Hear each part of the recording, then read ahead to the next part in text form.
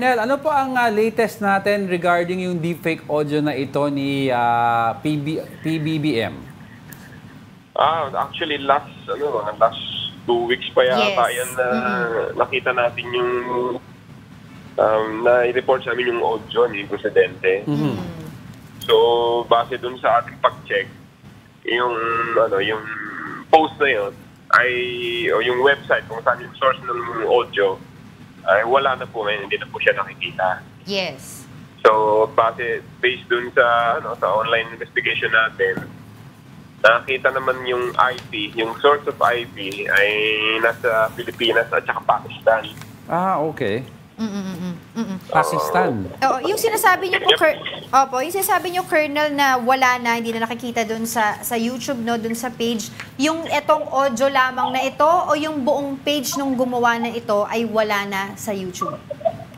Pati yung hindi na po namin makita kasi pinapahanap nga namin kung meron pa bang iba, hindi na namin makita yung video mismo, tsaka yung mga audio, pati yung site kung saan na-post.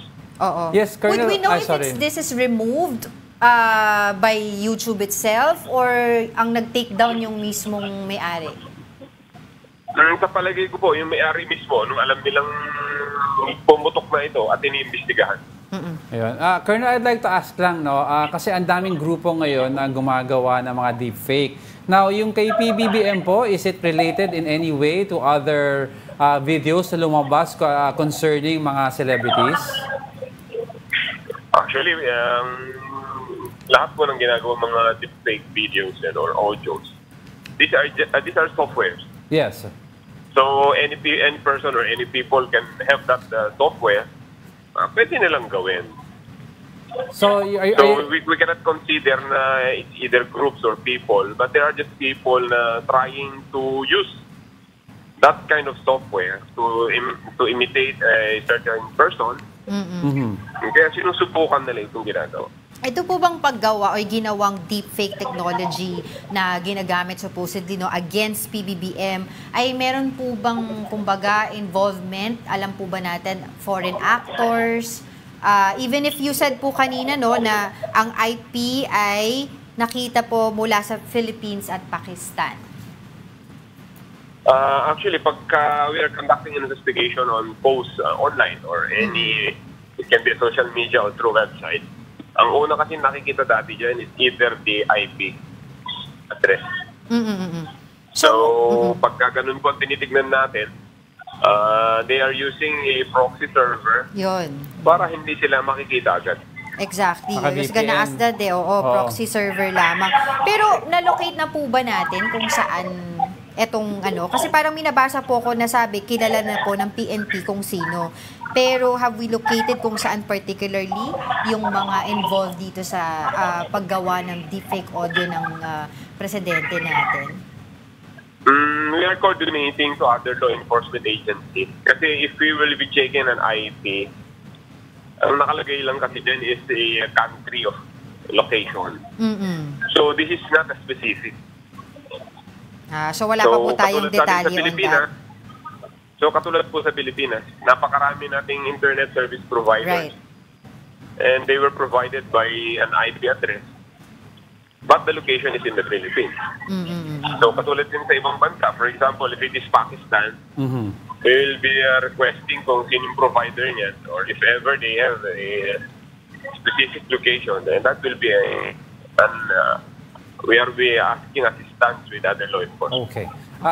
Colonel, in general po, may nakikita po ba kayo sa hanay niyo po ng pagtaas ng mga kaso with regards to deepfake being used to scam people?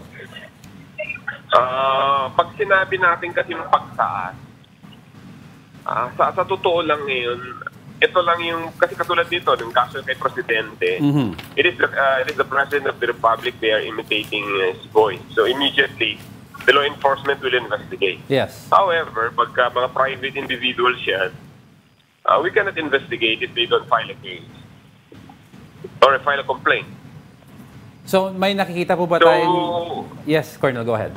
Pagdating po sa ganyan, base sa aking pagtitingin sa social media, or any channels, talagang maraming gumagaya ng mga celebrities, reporters. Katulad nga po nung kay Dr. Willie Ong na alam naman natin na napakarami niyang advertisement sa Facebook. Sa palagay natin, hindi nga yata sa kanya yun. So yung mga ganon. So kung they are willing to file a complaint with the PNP-ACG, we are willing to assist them. Alright, sige. So far, wala pa po tayong talagang, to recap lang po, na wala pa talaga tayong, kumbaga, concrete na detail as to paano natin masisiwata itong involved na ito na naggawa po ng deepfake ni Pangulong Bongbong Marcos. Napakarami po nating challenges pagdating sa ganyang investigation. And we are also proposing to have the law para at least mapabilis po yung pagkilala kung sino man yung gumagamit ng mga IP address, mga numbers. Yeah. Yun po. Kasi pagdating po kasi sa cybercrime, napakabilis po ng pangyayari. Oras na in-upload, pwede niyang tanggalin agad. But those who see the poster videos, it will be millions of people already. That's right. Alright, sige, maraming salamat po sa inyong oras, Cyber Response Unit Chief Police Colonel J. Guillermo.